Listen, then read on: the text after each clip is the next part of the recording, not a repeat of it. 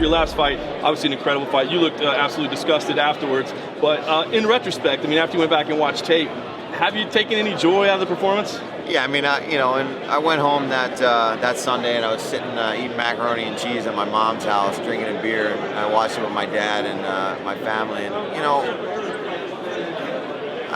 it's a fun fight, man. I can see why we got fight of the night, and there's a few holes I saw in my game that I can patch up for this next fight. But yeah, we threw down and we went at it, and he's number 7 in the world. So I mean, at the end of the day, I can't be too upset. But also people keep bringing that up, and it's like, yeah, but I want to be the best guy. You know what I mean? So people are like, "But you fought number 7." I'm like, yeah, and I lost.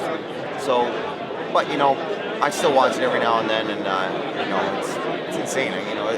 It's still kind of overwhelming that I got in there and I just fought, on a Fox main card with Edson Barboza. It's still kind of surreal. Yeah, it was obviously an incredible fight. I talked with Edson this past week. He says he wants to fight again in like December. And then here you are back already. I'm just curious. I mean, your health, you're getting back in. I mean, talk to me about the whole decision to get right back in there after such a war. I must have hit him harder than I thought, but Edson's a good dude, man, and he's probably trying to wait so that he can fight a top dude. Whereas me, I took a loss, so I'm not in the same boat as Edson where he's got to pick and choose who he fights next based on rank. Me, I just need to pick a name that's tough and is going to bring it like myself because I'm unranked as well. So when a guy like Pearson came up and Joe Silva hit us up, so first of all, it told me to rest. I'm going to talk to Joe when he gets here if I see him. But I was like, yo, when am I fighting next? When am I fighting next? He's like, Paul, why don't you go ahead and rest?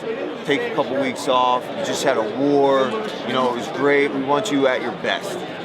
5 days later, does he want to fight September 5th? We need to fill a slot. We were like, yes, we'll fight. So jumped right in an ice bath that night, iced my shins up because I still had all swelling and bruises all over my shins, and here we are. You mentioned Pearson being the kind of guy you'd like to fight. Break him down as a fighter, man. I know you don't want to give away any of your game plan, but the big thing we see, obviously, is he did do featherweight for a while. You're going to have some size advantage over him. Do you think that's a big factor in this fight, or how do you think it plays out? Yeah, I do think I will have some size. I'm pretty thin right now, but at 5'11" as well, and cutting down from a significant amount of weight. But Ross is shorter and stockier, and I feel like those shorter, stockier guys, man, they're dangerous in their own way with their hooks, and that's what Ross does really well. He dips, he gets inside real well, and he throws some bombs. So I think he presents a lot of problems in close, in tight. Luckily, I also like to strike from the outside. I have a lot of kicks. I have a lot of crazy stuff that I can pull off from out there. And when we do clinch up, and probably will at some point in this fight, I've been working a lot of elbows and a lot of knees, and that's no secret. If he knows it doesn't matter, I'm going to do it anyway on Saturday night. So. You mentioned holes that you wanted and things that you wanted to improve, but I mean, I think what people really loved was the way you brought it and the fact that you went in a fight. Is that something that you can maintain, that kind of reckless, aggressive style, or do you feel like, sometimes there's the whole thing of fighting smart in there? Yeah, of course.